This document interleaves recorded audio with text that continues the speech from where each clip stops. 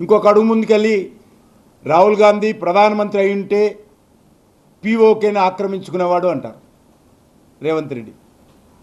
పాపం ఈ జన్మలో రాహుల్ గాంధీకి అవకాశం లేదు. కానీ ఒకటి మాత్రం స్పష్టం చేయదలుచుకున్నాను, అసలు పీఓకే పాకిస్తాన్కి ఎవరిచ్చారని అడుగుతా ఉన్నాను. ఇన్ని సంవత్సరాలుగా పీఓకే ఒక రావణ కాష్టంలాగా, జమ్మూ కాశ్మీర్లో ఒక రావణ కాష్టంలాగా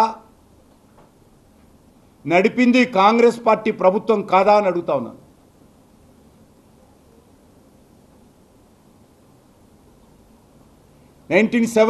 లో భారత సైన్యము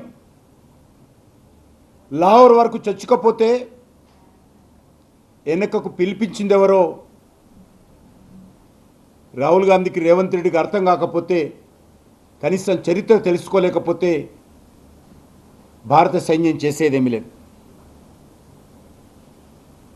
93,000 మంది సైనికులను బేషరతుగా భారత్కు లొంగిపోయినటువంటి పాక్ సైనికులను వదిలివేసిన విషయము రాహుల్ గాంధీకి, రేవంత్ రెడ్డి తెలియకపోతే సైనికులు ఏం చేసేది లేదు. ఒకటే అడుగుతా ఉన్నాను,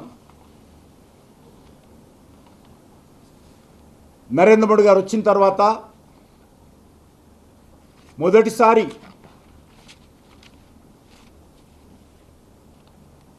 పాక్ యొక్క ఉగ్రవాదులు